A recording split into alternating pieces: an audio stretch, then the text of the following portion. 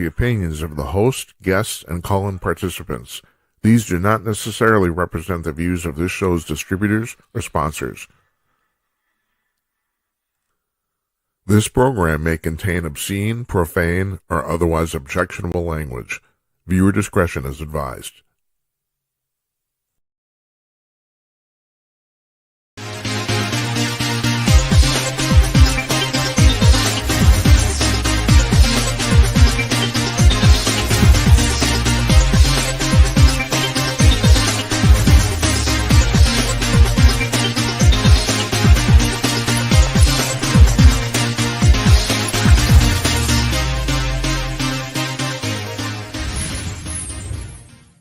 Howdy ho, everybody. Coming to you cordless from glamorous Minneapolis. It's Tuesday night, May 12th, 2026.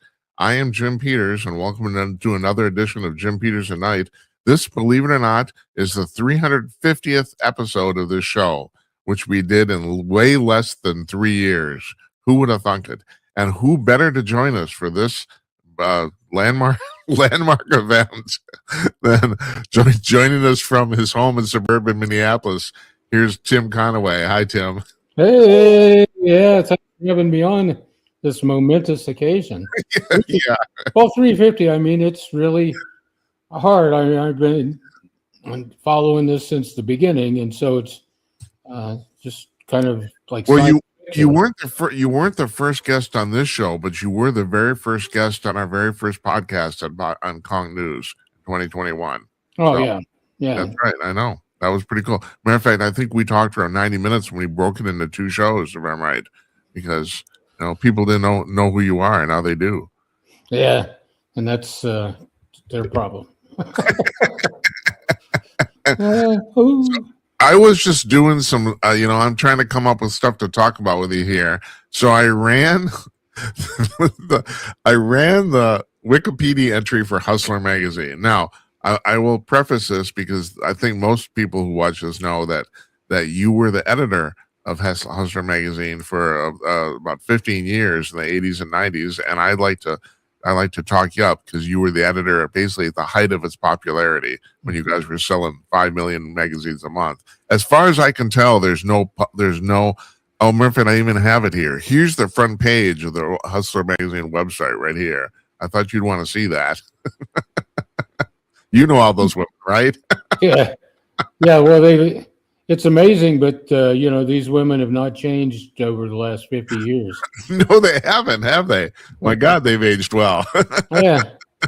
My first, I started there in 75, I think it was, and so those girls look great 51 years later. Yeah, they do. Yeah, but what I didn't know is that okay, so let me see what do I got here. I gotta make sure I keep track of all this. What I didn't know is that there was the Hustler Honeys. There's a list on the Wikipedia page. I'm not kidding. There's a list of all the Hustler Honeys from 1974 to 1995. They list all of them. Wow. And the one that got me is in September 1982. They had a 3-breasted model. Did you know her? No. That's a little before your time, right? Yeah.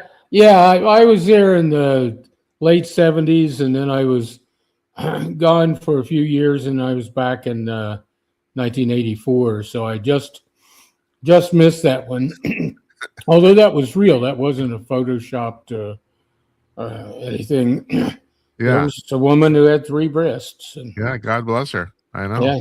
I know. And the other thing I didn't know was that Larry Flint Publications owns all the Deja Vu strip clubs. I did not know that. There's 200 of them. Oh, I didn't know that he owned them. I know that there were investments being made there in the 90s or something. There was a lot of talk about getting involved with that operation. Real money maker there. Yeah. So speaking of real money, the real money's on OnlyFans. I don't know if you know that. Well, yeah. Well, that would be a place, the modern place to you kind of cut through all the bullshit and It's modern distribution is as easy Unbelievable. as, you've got a camera on your phone and you've got an internet. And so, I did a story, a kicker on the Footnotes thing a couple of weeks ago about a woman who makes $300,000 a month on average on OnlyFans. And then I pulled this as just in the news today, if you want to call this news. But you're a journalist, so yeah. I'll let you. I'm not, so I don't pretend to be one. There's a woman in Britain who quit her job as a kitchen worker and now makes more money in a week than she made in an entire year on OnlyFans. The sex, on OnlyFans. Well, yeah, the sex world has always, been a big moneymaker. And if you've got the look, the rest of it is, I say, it's technologically, you don't need a studio, you don't need anything special. You need a phone with a camera on it and an internet connection, and there you go. Off to the races. Yeah. And the people who run OnlyFans, get a piece of all the action. So, they're doing extremely well. Yeah, I think they're taking 20 or 10%. Apparently, it's very reasonable. At least the people on there think so. And I think that's part of their success, is that they didn't try to gouge anybody. Yeah. Yeah, some, I don't know about all the outfits, but some just in any kind of internet business that, they want like 50% or as low as 35%. But yeah, so if they're only charging 20%, then that's a good deal for everybody. Hey, I've never asked you about this, and my wife and I were talking about this. And speaking of making money on the internet, what do you think of sports betting? Well, it's not like, you bet on who's going to win the game, or you bet on the point spread, like who's the Lakers are going to lose by 11.5 or whatever. They did. Well, yeah. But you can bet on who's going to make the next basket. Is the next basket going to be a 3-pointer or a 2-pointer? Yeah. In football, you can the next run will be a pass or a play, or a pass. Next play will be a pass or a run. The next play will gain 6 yards. You can bet on how many cleats the guy has on the bottom of his shoe. So it's just like it couldn't be any better for the gaming industry, the betting industry, because it's that simple. And guys sit there and you just want to keep hitting the button and hitting the button, and you kind of lose track of how much money you spend on the thing. So the guys who put this stuff up are geniuses.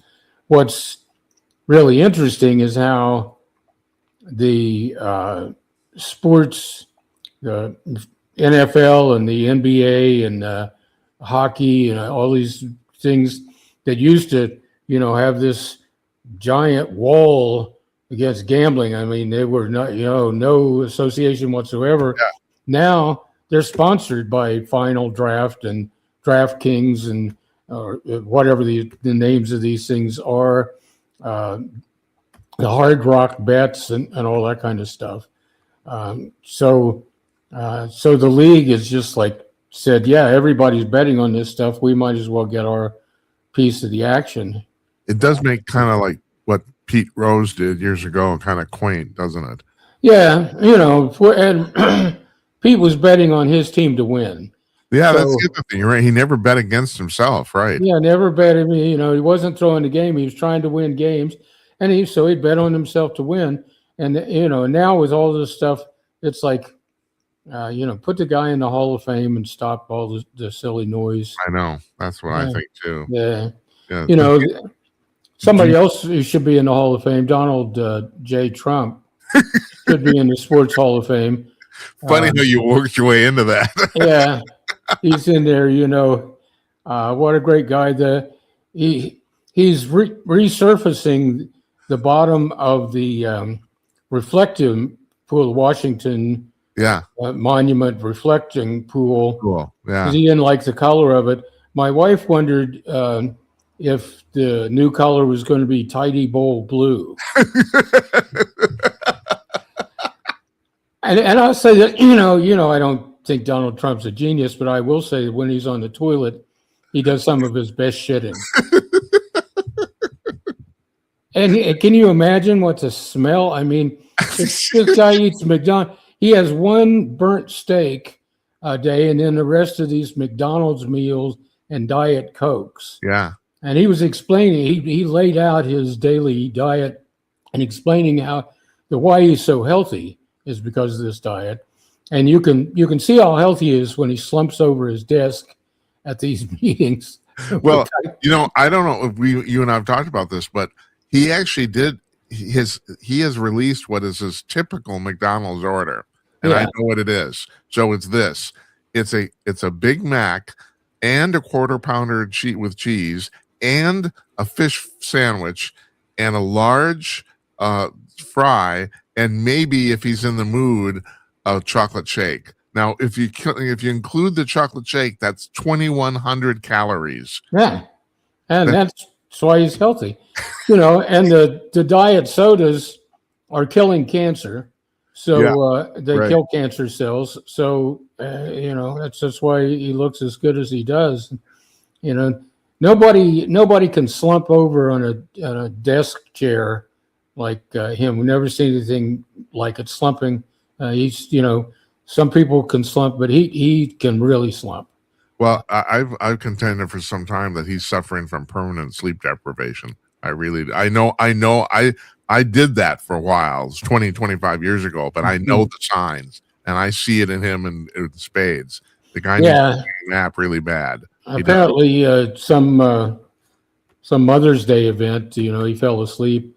Wasn't about him, so it's time to take it. But I mean, I'm not going to put words in your mouth there, but I think I'm going to be correct on this. You correct me if I'm wrong. You would describe yourself as a conservative, but not a Trump supporter, correct? Right. Yeah, I'm. And I know the thing is, I know quite a few people personally who are in the same category. They are conservatives and they're Republicans, but they don't like the president. Yeah, and I'm a conservative in the old-fashioned sense. This guy is not even a politician. He's not in politics. He's in business. This is a business opportunity. And those Trump phones, those golden Trump phones that everybody could send in $100 down payment for. Yeah. Well, it looks like they're not going to ship any of them out. And it looks like the $100 down payments aren't going to be refunded. So it's just, it's the guy's a skeevy businessman. And this is an opportunity for him. Plus, his ego. There's never been an ego bigger than his in any part of the world. And this is, you and I have talked about this offline. This is why I think he will, before he leaves office, or it might be just a couple of weeks before, I think he will get up on a podium and say, extraterrestrials are coming to Earth, if only because he knows he will be remembered in history for that. I think. I think that's the primary reason he will do it. Right. There are lots of things there that I think he would want to come out with, but they kind of got to hold him back on stuff. But I mean, there's some gold statue of him, 12-foot tall gold statue of him, not fat and hunched over, erected at one of his golf courses somewhere. It's just. Have you seen the rendering of his proposed presidential library? Have you seen it? Oh no, there'd be books in it because for a guy who has never read a book, doesn't read past like one paragraph.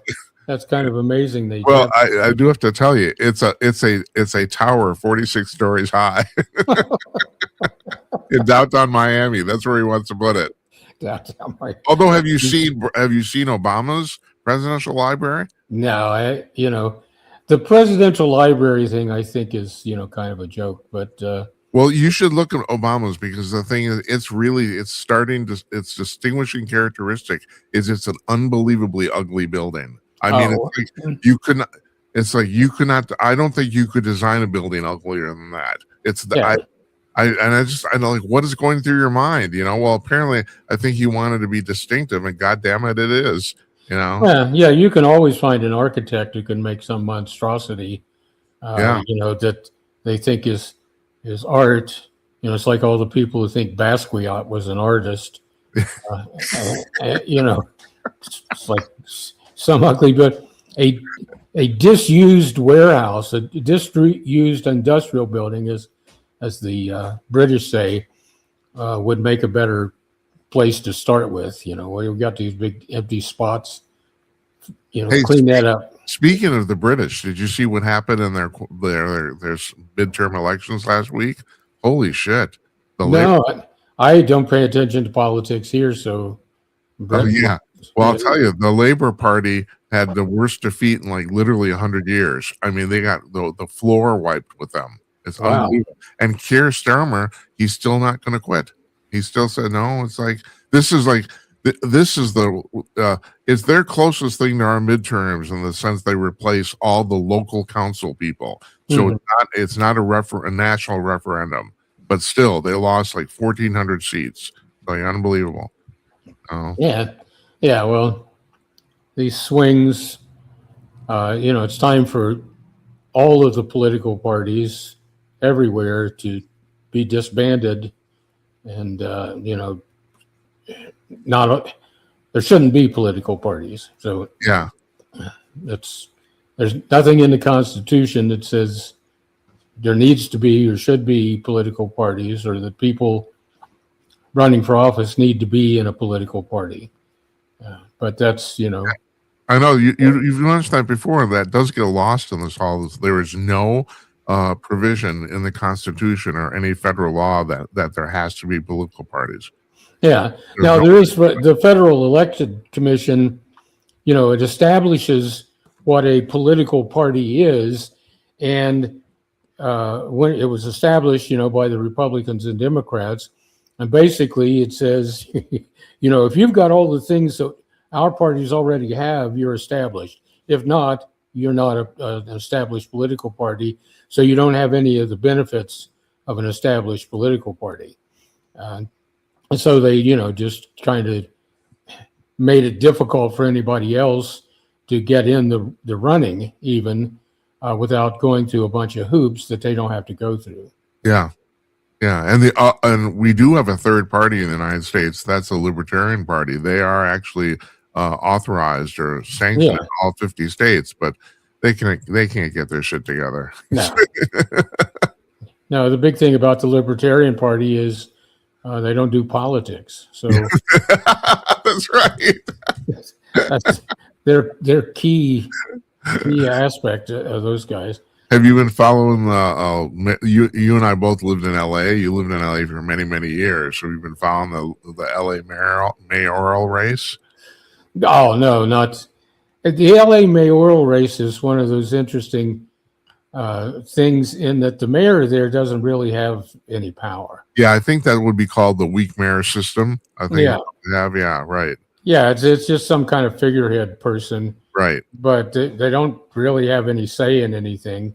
Well, they can veto stuff. That's about it. Right. But, it's other than that, they don't have any sway. Yeah. And so, yeah, that's, and, LA, it's like so many of these things, but it is so huge and so spread out. Not only is the population huge, but the 440 square miles of city. And, they've got like 15 councilmen or something for the entire thing. Yeah. For the, so each councilman's area is like a huge section of the city. The city's too big. And well, it is. It can't take care of itself, and it hasn't been able to. People don't understand this. LA County, which is essentially the city, is way bigger than the 5 boroughs of New York City. Oh, yeah. LA County is 770 square miles. Yeah. The city is 440 with all these other so-called suburbs that are not only around it, but buried within it. Yeah, right. Beverly Hills is completely surrounded by Los Angeles. Yeah. There are a few other places around that are completely surrounded by Los Angeles. it extended itself down to the harbor. San Pedro's, at the harbor, but LA extended itself down to the harbor so that it could somehow get in on the harbor taxes or Right. whatever.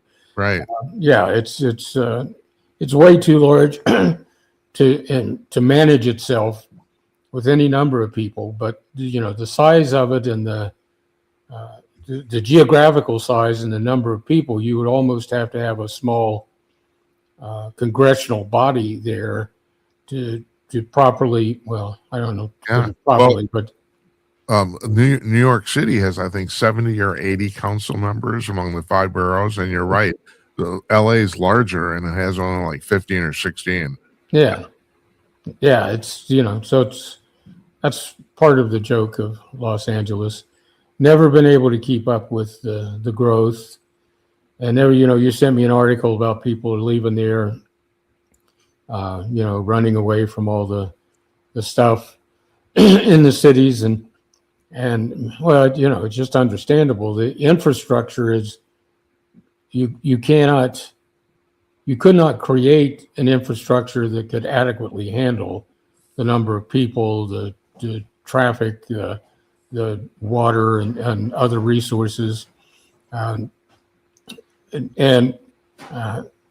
then legislatively, it's not so much the city of LA, but California is unfriendly to industry, to manufacturing. Yeah. And so, when I've been out of LA now for like 23 years, and well before we left there, the industry was moving away because of regulations and well, sometimes because of the politics, they didn't like them, but mainly because of regulations. So that's been going on for a long time.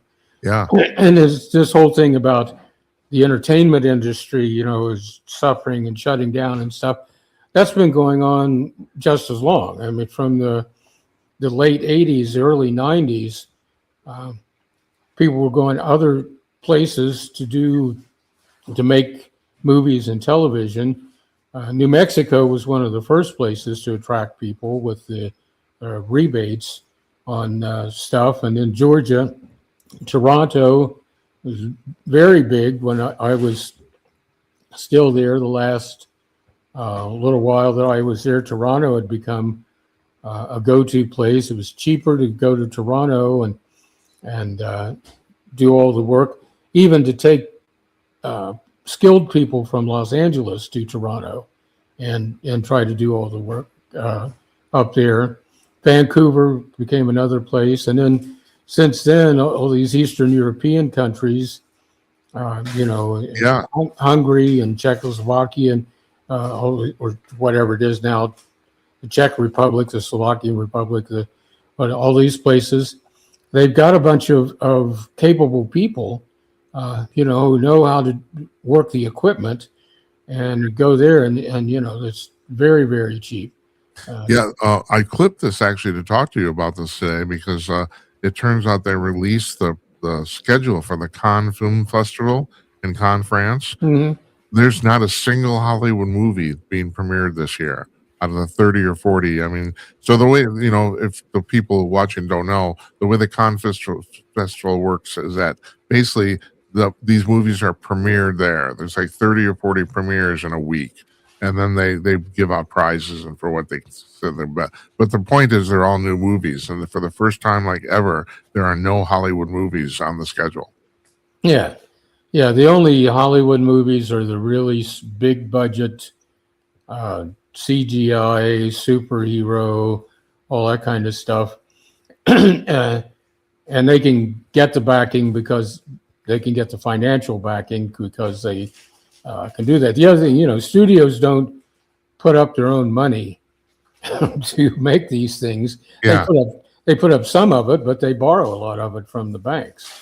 And so the smaller films, the ones that aren't going to do well in modern theaters or now just go straight to streaming, to to get the financing for that, you got to go other places. And so, yeah, but the Hollywood industry has been scaling back, being cut into, or the entertainment industry that's called Hollywood, from, for like 30 years. Yeah. And all these people are now making a big hue and cry over it and acting like, oh, it just came up and, kicked them at their ankles or something. It's like, it's been happening a long time. And if you weren't paying attention, that's on you. Don't boo-hoo about it. The big studios been making films overseas and outside of LA for a long time. Union costs and I just got. Yeah, I lost you for a second. I'm so thin. It's like. Look, it's amazing. I talked to a guy yesterday. I interviewed a guy from Germany. It's amazing this works. This is Al Gore's thing, Yeah. This is like internet Ozempic. I'm just. Yeah. That's well, hey, let me ask you. When you worked in Los Angeles, you actually worked in Beverly Hills, right? Yeah. So I don't know if you know this, but I think it was just this week, Beverly Hills finally got a subway stop. Oh, at Wilshire and La Cienega. Okay, well that kind of makes sense there. That's right at the edge of Yeah, it. right. Because apparently the next one's going to be Rodeo Drive. That surprised the shit out of me. But oh yeah, well Beverly Hills did not want any of that. No, light didn't. rail or anything. They fought it in tooth there. and nail. That's right. Yeah, because that allows the dregs to come in. Yeah. On the other hand, how do all the maids and gardeners and those people get into Beverly Hills? But I know, especially when you got a kind of an older car that may not look really great, and it's got 5 Mexicans riding in it, and they come into Beverly Hills, they're going to get pulled over by the cops. Yeah, that's right. I saw that. From my office, I don't know how many times I would see that. I saw it too. These guys get pulled over. Oh, hold on. Wilshire Boulevard over the street, and they're all sitting on the curb, while the cops check out all their what are you doing in Beverly Hills? Hey, man, we're here to cut the grass. It's like, or to dig up somebody's drive. I mean, and these poor guys, they work like all the ones that ICE so bravely rounded up from the parking lot of Home Depot or whatever. Yeah. These guys will work all day, and if you pay them $20 in cash, they're happy about it. Yeah. It's sad in its way, but yeah, Beverly Hills allowing people from other places to stop in their cities. Man, I find this thing about stopping a station in Rodeo Drive incredible. I mean, I understand. I understand the physical layout of the street there. It's very conducive. There's basically almost a plaza there at that intersection, but still, it's like holy Christ, It's Well, okay. People want to come to Rodeo Drive. You got to have money to buy anything there. I mean, and it's stupid money because the kind of people who pay $1,000 for a purse.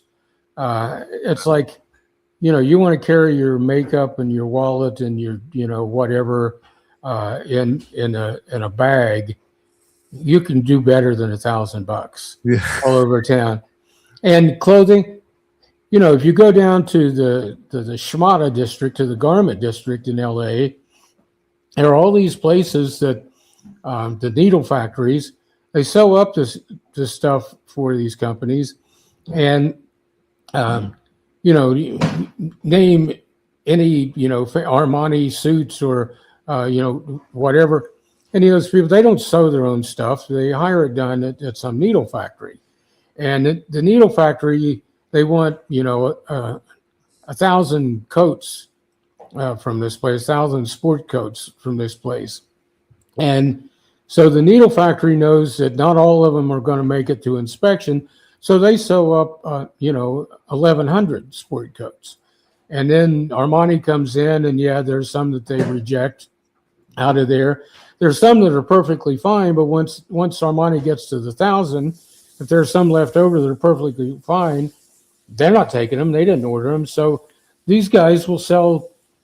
You could buy an Armani suit for $200. Well, Yeah. back in the day, but back in the day when they cost $1,000, in a store, you could buy it for $200. And right there are guys who'll do the alterations same day for you, and the thing for another $20. Right. So and a lot of times, even the ones that have supposedly have errors, you can't see the errors anyway. Oh yeah, they're so small.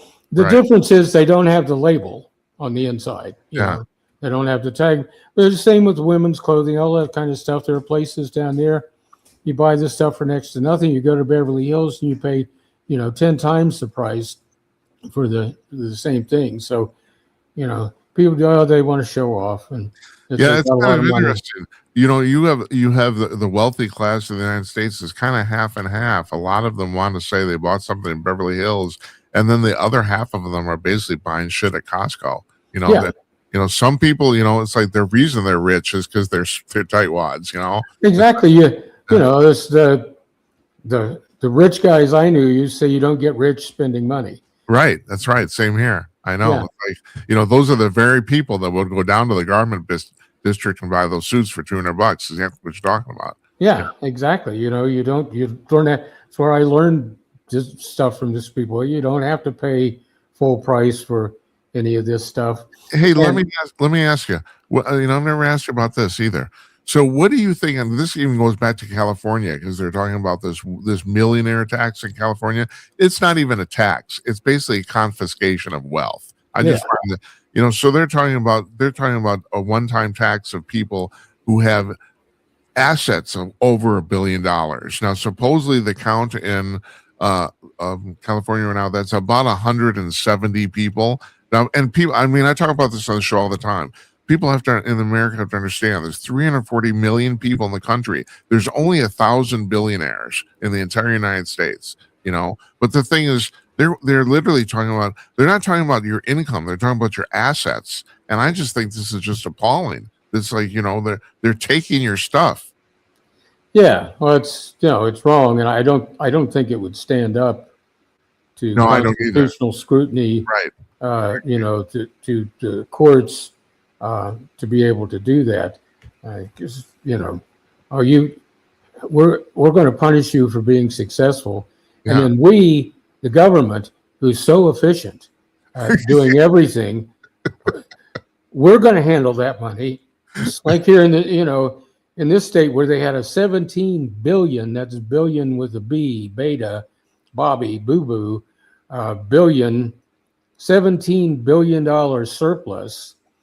And instead of just giving it back to the taxpayers, because clearly they had overtaxed us with stuff, 6 million people in the state would have been about, $3,000 each. Yeah. Not a windfall for everybody, $3,000 each. That's nice.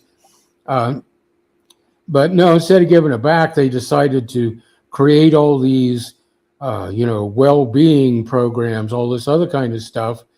And, the big swell part about their thinking was that when the $17 billion runs out, well, there won't be any funding left to support these unless we add more taxes to people. Yeah, so they overtax us. They basically giving away the 17 billion. They squandered it. What are we talking about? They squandered it basically. And then went $17 billion surplus to zero in 1 year. Yeah. Well, now there's a deficit. Yeah. Right. And when the 17 billion is gone, hey, we're going to have to pay more taxes to support all these stupid programs that they came up with. So so let's let the government take money, and because we know that they will do the best with it, they will handle it better than anybody. People forget that when the country was founded in the 1770s, the stamp tax that was the thing they were specifically going against was 0.5% of 1%. And that pissed the colonists off, Yeah. And that was because they had no representation. You're taxing us. The government of England is taxing us. We got no representation, and it's this tiny amount, but it's. And meanwhile, I have representation, but I'm going to tax 40%. What the fuck? Yeah. Is that, I don't know, is that better or worse? I have no idea. Well, we don't have representation. We have these self-serving do-nothings in Congress, and there's some people at the state level who are actually earnest and try to get things done, but most of these people are self-serving. They like the power. They like it's a way to get in with the people who have money, industry and these things. I've always said this, Tim, if you're a total loser, the single best way to get respect in the United States is win public office. Yeah. There's no better or easier way to do it. And in cases other than maybe the U.S. Senate, it's pretty easy, And the people who are earnest about it, burn out trying to do their job with all of the, it's like these mud races that people and also no one of any real accomplishment really wants to do it to get in. Why would you want to do it? It's like, if you can make money, if you can be successful at what you're doing, not just making money, but being successful, gain attention from your success or whatever, there's no point in getting involved in politics. No, there isn't. No, none. None. Well, we've solved all the world's problems. Well, that's a good thing for us because I want a problem-free existence. My problem is I've got to do the same Google form 12 different times for each district in our Lions multiple. We have a multiple district, and it's a multiple district because it has multiple districts in it. So, all right. Yeah. I didn't come up with the name for it. I heard gobbledygook, but that's okay. Yeah. Go ahead. We're in multiple district 5M. And 5M is the designation for our multiple district, which has multiple districts in it. So we have 12 districts within MD, multiple district 5M, districts 1 through 13. And you say, wait a minute, 1 through 13 is not 12. And I will say to you, you're right. 1 through 13 is not 12, but we don't have a district 12. And does it go from 11 to 13? It goes from 11 to 13. So all this doesn't make it any more confusing when you're trying to explain this to somebody who's new to Lions or somebody like me who's been doing it for 18 years. And but we want to, I'm with the KidSight program. We do vision screening for kids. And our screeners can detect whether there are symptoms of or signs of a potential vision problem, nearsighted, farsighted, blurry vision, etc. And so we give the people some paperwork and recommend that they go see an eye care professional for a complete exam. And we want to get follow-up to see, well, are people going and are people getting this done? So we've decided that on the form that we print out a form that's got all the details on it. And we've got another form that explains things. And on that form that explains things, we're going to have a QR code so that people can scan the QR code after they visit a vet, and then they can answer like 5 simple questions. But we want a different QR code for each district because each district's directors are responsible for reporting information from that district. So I get to do the same form over 12 times and create 12 QR codes and put on the same form 12 different times to go 12 different places. And just thinking about doing that part of it makes me want to play video games. But you know what? I'm sitting there thinking, you know what you got to do? You got to get AI to do this for you. Well,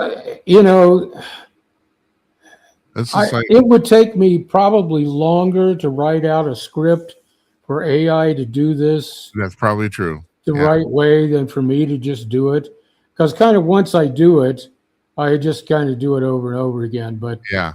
it's just a tedious, repetitive thing. It's like soldering on a transformer on a circuit board, and I've got 12 circuit boards that I've got to solder the transformers on, and and again, it just makes me want to go to the gym, not necessarily work out, but watch all the women in their workout clothes, because it's kind of amazing. There are signs up saying, no spaghetti strap tops and no this, no that. And it's amazing how many people can't read the sign, apparently. Yeah. And all these You know little what else is amazing? How many people, guys our age, are basically just perverts. Oh, And yeah. Me too. I admit.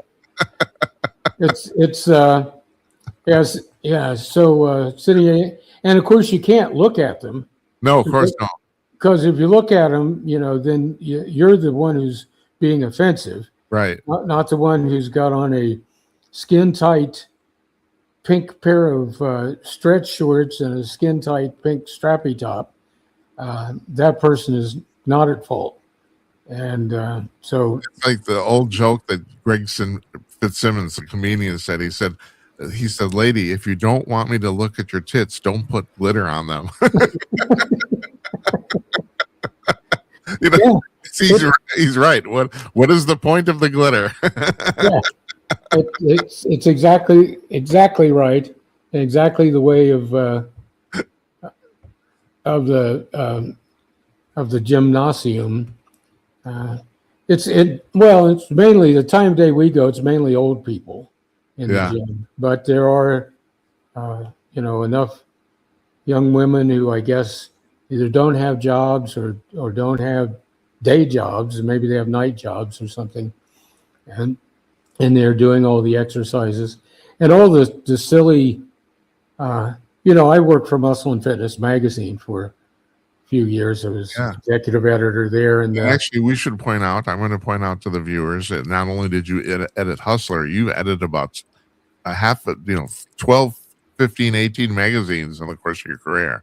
Oh, yeah, different ones. And yeah. Muscle and Fitness. And, the human body is exactly the same as it was like 100,000 years ago. Yeah. And we've got all these modern things, but the human body works the same way. But every 6 months, somebody has to come up with a new way to exercise this. Right. And it's like, you hold it. This was your profession. There's so many people, especially now with the internet, running around. They're literally just filling space. I have to come up with a column in 2 hours what I'm going to write about. Oh, I know. I'll write about the women on OnlyFans who are making $300,000 a month. So I need some words. I need to hit my quota. Yeah. Well, there's that, and then there's all these people that I've got this was something when I worked for I had a few fitness magazines I was editor of, and these gym people would write an article about something that that was their special new deal, and and they would want to have the initials BS or some bachelor's, because they got a Bachelor of Science in Physical Education. Tag that on there so people would see their educational credentials. And it's like, 1 million people in the world have bachelor's degrees, and it doesn't make you an expert of any kind on any of this. So I would never put those on for these people, particularly because they would talk about their exercise regime. And I would say the word is regimen. A regimen is something that you do on a daily basis. A regime is a body of people who rule over something. Yes. And I figured if I had to explain that to them, right. If I had to explain that to them, why am I going to put their Bachelor of Physical Education degree on the thing? But yeah, they all come up. So I see these people, you know, they're on a mat and they've got kettlebells, very popular. They Yes. got kettlebells and they're doing stupid fucking shit. And I work out my entire body in about 33 minutes, Uh-huh. and then I do 5 minutes of stretching, which Uh-huh. you do at the end when you're warmed up. Stretching a cold body doesn't work. And then I'm done. I do it 3 times a week. People come in and do all this crazy fucking shit, and I wonder, where did they see that? Well, they saw it on the internet, I'm Yes. sure. But The Daily Mail. yeah, That's where they saw it. yeah, and you have to subscribe to see that. Yes, Yeah. right. You do. You could go in and just lift weights and stuff. So yeah, that's my rant on all these people with all their health kind of things. The new deal. There's some new thing that my wife saw that you stand on. It looks like one of those robo vacuums. Uh-huh. You stand on it and it wobbles and it makes your body shake back and forth. And boy, it's really great for your abs and your core and your all this kind of. And I thought, yeah, I remember when they had those machines with the belt on it. You put the Yeah, belt right. and it vibrated and stuff, and did absolutely nothing Nothing. for your body. But yeah, your body will shake all over. And they're probably selling them for $79 a piece. Uh-huh. Cost $8 to make in China. And Yeah. yeah, it's weird. I tell you what, that's a fantastic way to end. Yeah. Yeah, speaking of China, the president of peace is heading over there in a couple Yes, of he is. days. Yeah. So I can see that maybe he can end some war over there. He didn't start this thing in Iran. It was crooked Joe Biden made a secret deal with the Israelis back when he was in office. And so they just had to follow through Yeah. on it here. Trump didn't want to do this at all. But now that war is over in Iran, he can go and create peace in China. Yeah. Yeah. Yeah. God bless you. I couldn't think of a better person to have on for our 350th show. And who am I concerned? I thought, well, geez, what are we going to talk about? We're on to 47 minutes. Yeah. Oh yeah. Well, I can make up bullshit about just about anything. I know you're very good at it. I used to get paid for it. Yeah. Hey, yeah, congratulations on 350, and I look you. forward to 700. Slog, yeah. I'm hoping 700 too. We'll see, Yeah. All right, Jim. Good luck to you. We will see you later on. Then. Thank you, man. I really appreciate it. You take care. We'll see you. All right. Bye now.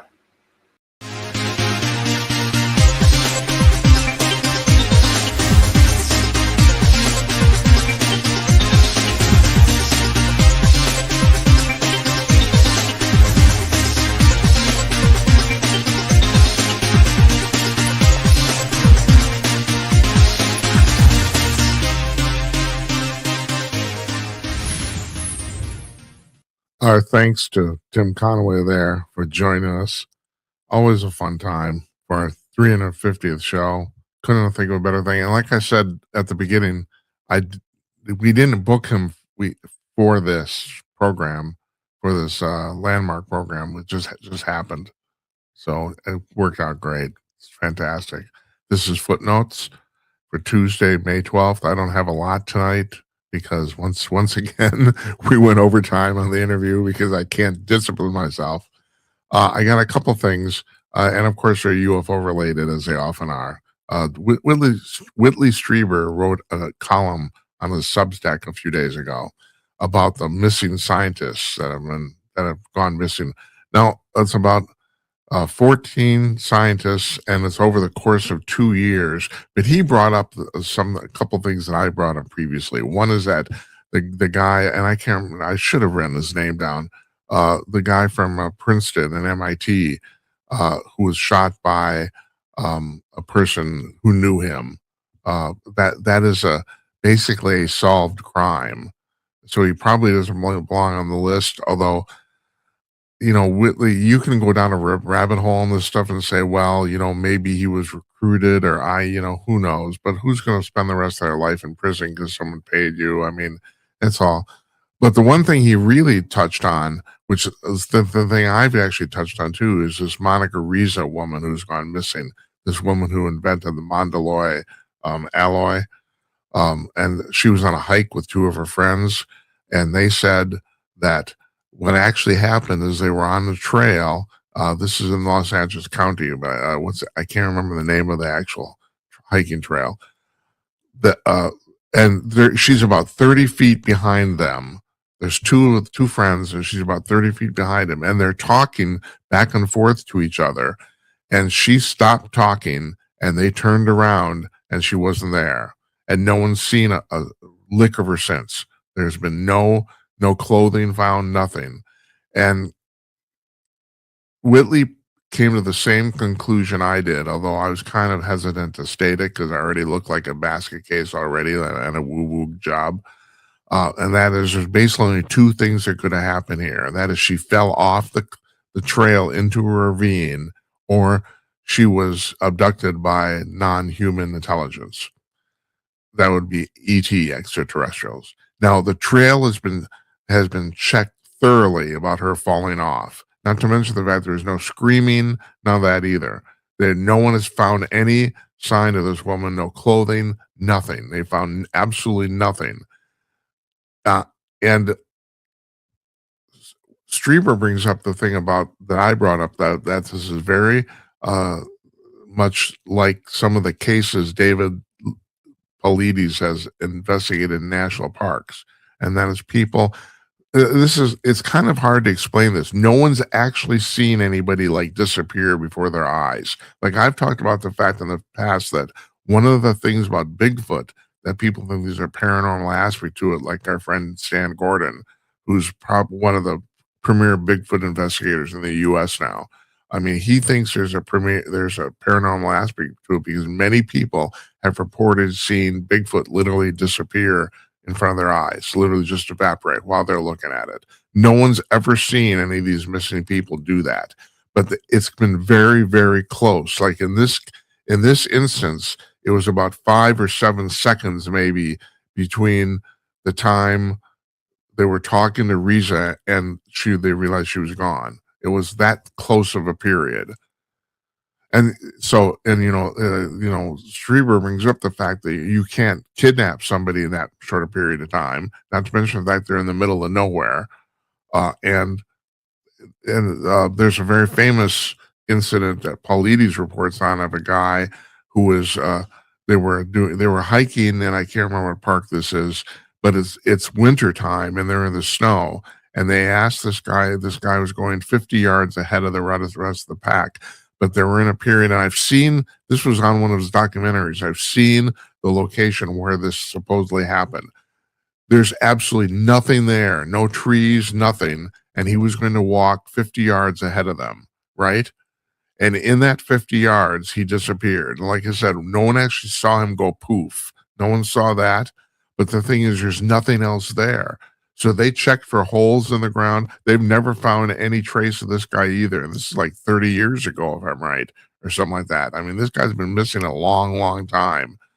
And they could not find any holes in the ground he fell into, any crevices, any of that sort of thing.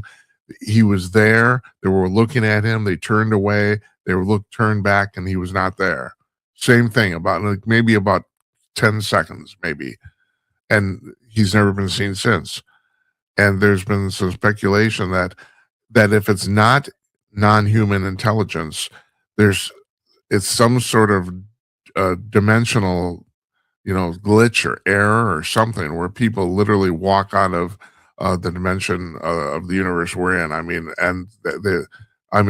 this sounds crazy. It's crazy shit, which is a reason I actually didn't want to bring it up. But Streiber's right. In Reza's case, that's the only two things that could happen. She either fell off the trail, or she was abducted by extraterrestrials. Those are the only two things that could possibly have happened under those specific circumstances. And if she fell off the trail, no one has found her. and they've looked copiously all over that place. No one's found any sign of her. So, now Streiber says, he's an abductee, and he says he is now, over many years, I think he was originally abducted in 1986, I think.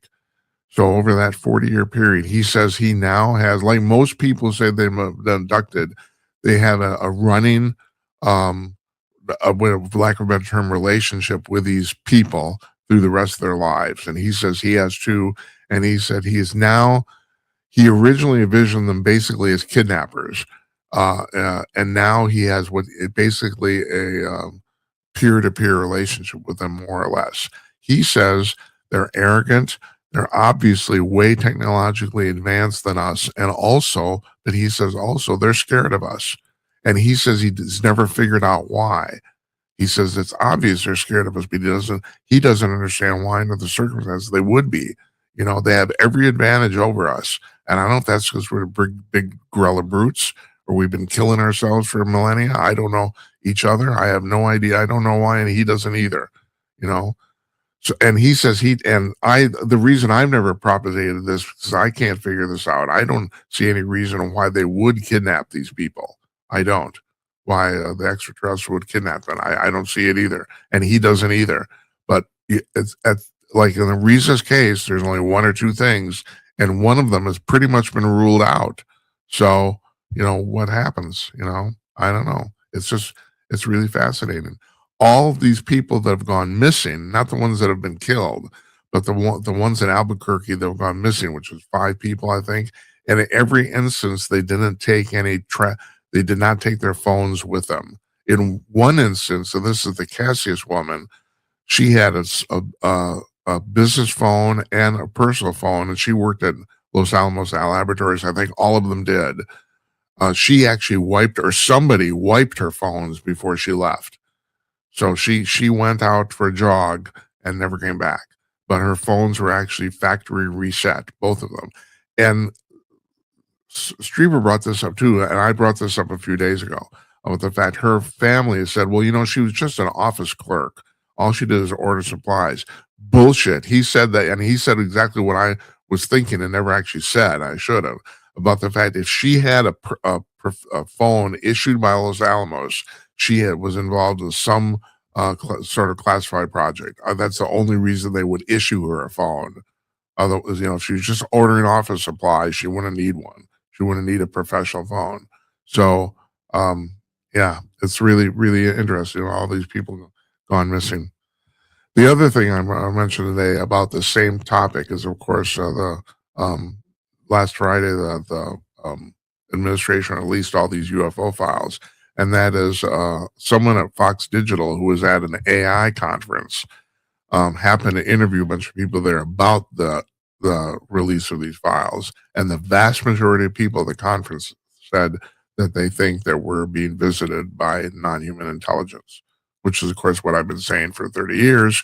But I bring this up because it seems like it's becoming more and more accepted. That point of view is more and more accepted. And I also think that's the specific point of dragging out this disclosure stuff. Because as time goes on, at some point we might get a smoking gun. I don't know what that would be. I don't know if it would be there's, like I said the other night, there's interviews of extraterrestrial film on the internet. Nobody knows if they're real. They've always been assumed that they weren't. Maybe they were. Streiber brings this up offhand, and I had to look this up, and he's absolutely right. There's a Substack in a newsletter on Substack called MJ12 Logic, and the guy's writing that subject. It's entirely about the Majestic 12 documents. And he said, and I went back to check, and he's right. They have pretty much proved those documents are real, definitively, which people have been arguing about for 30 years. If you had asked me before this, I would have said the betting odds were 60-40 yes, but I still had a lot of doubt, and a lot of other people did too. But they use routing numbers that were embedded in the documents that cross-referenced declassified documents by the CIA that proved. So, in other words, these The MJ12 documents are referenced by other documents that are now public and declassified, referenced by number. So that pretty much proves that they're real. So, any rate, yeah, a lot of stuff going on. But yeah, we've done this 350 times now. Who the frick would have known it? Yeah. And so, yeah, it's been 2 years and 9 months. On July 31st, which I actually checked as a Friday, so we won't be doing a show. But on July 31st will be 3 years since we've been doing this. So, and okay, it says we do this live Monday through Thursday, but and I don't have to tell you if you watch this at all that we're pretty much averaging 3 days a week. That's pretty much what we're doing. So I promised my wife that as long as I wasn't making any big money at this, I would not. I would cancel for family events, and I've been doing that. That's what I've been doing. But who knows? That may change soon too. Yeah, and so like I said, I wanted to. We went overtime with the interview again. I was telling Tim offhand, I pretty much learned after doing this 350 times that pretty much everybody's mind starts to crap out around 45 minutes in terms of the interview, mine and the guests both. So I think that it's a good, and he said that in college they were, as he was taught that too. So whatever. So thanks to Tim. We're supposed to do a show tomorrow night. Right now we're having a hard time nailing a guest down, so I don't know if it's going to happen. We might run a rerun. At this point, folks, I don't do shows without guests anymore. The last one I did, which was about 2-3 months ago, I did a show that we had somebody that canceled at the very last minute. I said, fuck it, we're going to do it anyway. And I did a whole, basically an hour of Footnotes, and it was one of the worst. It might have been the single worst watch show we ever did in terms of viewership. So screw it. It's obvious that you guys don't want to hear that. I don't blame you. I don't either. So if we don't have a guest tomorrow, we'll run a rerun. I'm assuming we'll be back on Thursday for sure. So thanks for watching. Like and subscribe if you can. Really appreciate it. Really appreciate you watching too. Good night, Uncle Donnie, wherever you are. And good night to you, wherever you may be. We may or may not see you tomorrow night. So I don't know. Check the listings on YouTube and Substack. So or on Rumble. So take care, everybody.